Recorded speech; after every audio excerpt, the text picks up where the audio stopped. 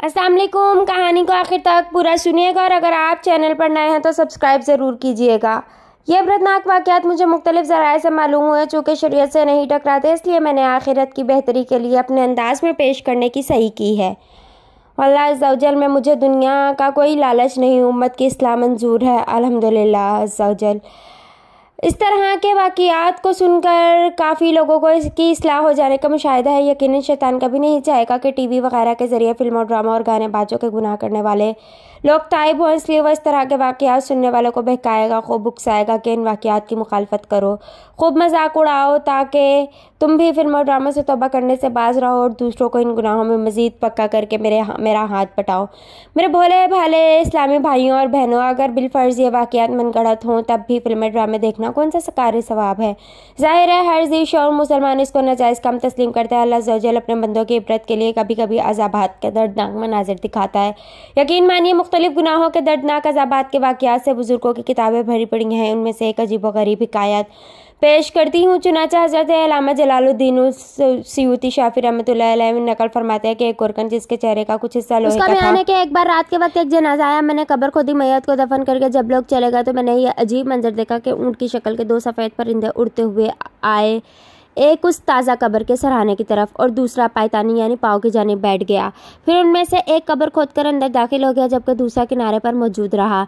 मैं कब्र के करीब आ गया ताकि माजरात देखूं। मैंने सुना वह परिंदा मैयत से कह रहा है, ए आदमी, क्या तू वही नहीं जो बेशकीमत लिबास पहनकर तकब्बुर से चलता हुआ अपने ससुराल जाता था? उस मैयत ने घबरा कर कहा, मैं इस अज़ाब को बर्दाश्त नहीं कर सकूंगा। उस परिंदे ने मुर्दा को 3 जोरदार ज़रबे लगाए, जिससे कब्र का तेल, पानी सब निकल आया। फिर यकायक उस परिंदे ने मेरी तरफ सर उठाया और कहा, देखो वो कहाँ बैठा है, खुदा अज़्ज़ा वजल उसे जलील करे। ये कहते ही उसने मेरे मुंह पर शदीद चोट मारी, जिसके सबब मैं रात भर बेहोश पड़ा रहा। जब सुबह होश आया तो मेरे चेहरे का बाज़ हिस्सा लोहे का हो चुका था। इस हिकायत में उन नखराबाज दामादों के लिए इबरत के बेशुमार मदनी फूल हैं जो ससुराल वालों के पर अपनी फ़ौक़ियत जताते हैं, ख्वाह रुआब जमाते, उनको डराते, बात बात पर इतराते, बल खाते, धमकाते, ज़िल्लत आमेज़ बातें सुनाते और नाजायज़ तौर पर दबाते हैं। नीज़ अगर कभी दावत वगैरह हुई, धाक बिठाने की गर्ज से उम्दा लिबास पहनकर खूब इतराते हुए ठाठ ठसे के साथ ससुराल जाते हैं। पाकिस्तान के किसी शहर के एक घर में VCR पर सारा घर फिल्म बीनी में मसरूफ़ था, जबकि एक लड़की तिलावत कुरान में मगन थी। छोटी बहन ने आकर कहा, बाजी बहुत अच्छी फ़िल्म लगी है, तुम भी आ जाओ ना। चुनांचे वो कुरान करीम में निशानी लगाकर आई और फिल्म देखने में मशगूल हुई। फिल्म ख़त्म हुई तो वह फिर से तिलावत के लिए आई। यकायक तकरीबन 6 इंच लंबी छिपकली कहीं से आ निकली और उसने जस्त लगाई और उसके माथे पर चिपक गई। मारे दहशत के लड़की चीख मारकर गिरी। घर के तमाम अफराद घबरा कर उसकी तरफ दौड़े और किसी लकड़ी के जरिए उस छिपकली को हटाने की कोशिश करने लगे कि दूसरी मुसीबत आ गई, और वो ये कि अतराफ से बहुत सारी छिपकलियाँ निकलने लगी और सब ने उस लड़की पर यकबारगी हल्ला बोल दिया। लड़की खौफ से चिल्लाती रही। घर के तमाम अफराद हैरान और शिश्त खड़े देख रहे थे। उस लड़की ने सबकी आंखों के सामने चीखते हुए तड़प तड़प कर जान दे दी।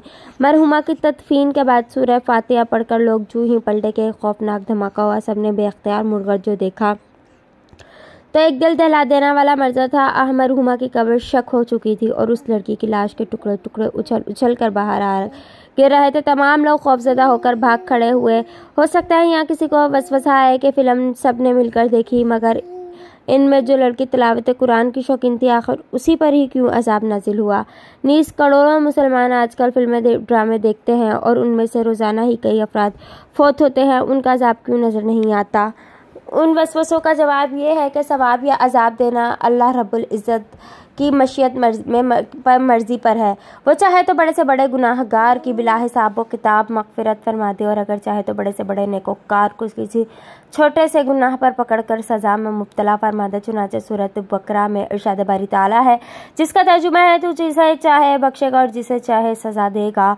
हज़रत सैयदना इमाम हाफिज़ अबुल कासिम सुलेमान तिबरानी नकल करते हैं कि एक बार हज़रत जिब्राइल अलैहिस्सलाम हाजिर हुए, अर्ज़ की, या रसूल अल्लाह, सल्लल्लाहु ताला अलैहि वसल्लम, उस ज़ात की कसम जिसने आप सल्लल्लाहु अलैहि वसल्लम को नबी बरहक बनाकर भेजा, अगर जहन्नुम को सुई के नाके के बराबर खोल दिया जाए तो तमाम ज़मीन वाले उसकी गर्मी से हलाक हो जाए। अगर अहले जहन्नुम का एक कपड़ा ज़मीन और आसमान के दरमियान लटका दिया जाए तो तमाम अहले ज़मीन मौत के घाट उतर जाए। आका, उस ज़ात की कसम जिसने आप सल्लल्लाहु अलैहि वसल्लम को हक के साथ मबूस फरमाया, अगर जहन्नुम पर मुकर्रर फरिश्तों में से एक फरिश्ता दुनिया वालों के सामने ज़ाहिर हो जाए तो उसकी हैबत से तमाम अहले ज़मीन मर जाए। सरकार दो आलम सल्लल्लाहु ताला अलैहि वसल्लम, उस ज़ात वाले की कसम जिसने आप सल्लल्लाहु ताला अलैहि वसल्लम को रसूल बरहक बनाकर भेजा, जहन्नुम की जंजीरों का एक हल्का जिसका जिक्र कुरान करीम में फरमाया गया है, अगर इस दुनिया के पहाड़ों में रख दिया जाए तो वह रेजा रेजा हो जाए और तहतुस्सरा यानी 7वें आसमान के नीचे जा पहुंचे। सरकार दो आलम नूर मुजस्सिम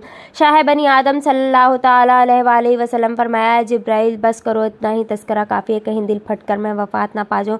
प्यारे आका सल्लल्लाहु ताला अलैहि वसल्लम ने फरमाया, सैयदना जिब्राइल को मुलाहिजा फरमाया कि रो रहे हैं। फरमाया, ए जिब्राइल आप क्यों रो रहे हैं? बारगाह खुदाबंदी में आपको तो एक ख़ास मुकाम हासिल है। अर्ज़ की, या रसूल अल्लाह, मैं क्यों ना रोऊं? कहीं ऐसा ना हो कि अलमुल में मौजूदा हाल के बजाय मेरा कोई और हाल हो। कहीं इब्लीस की तरह मुझे भी इम्तहान में न डाल दिया जाए, कहीं हारबूत मारबूत की तरह मुझे भी आजमाइश में मुब्तला ना कर दिया जाए। रावी बताते हैं रसूल अल्लाह सल्लल्लाहु अलैहि वसल्लम भी रोने लगे। हज़रत सैयदना जिब्रील भी रो रहे थे। दोनों हज़रात रोते रहे। आखिरकार आवाज़ आई, ए जिब्रील, ए मोहम्मद सल्लल्लाहु अलैहि वसल्लम, आने आप दोनों को अपनी नाफरमानी से महफूज कर लिया। सैयदना जिब्रील आसमानों की तरफ परवास कर गए।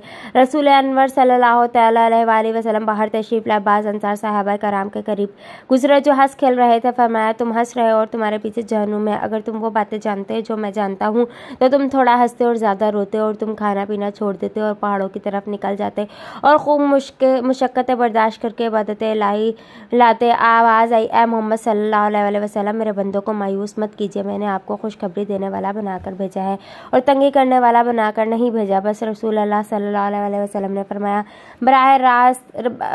राह रास्त पर गामज़िन रहो और मियाना रवि इख्तियार करो। अल्लाह हाफिज़।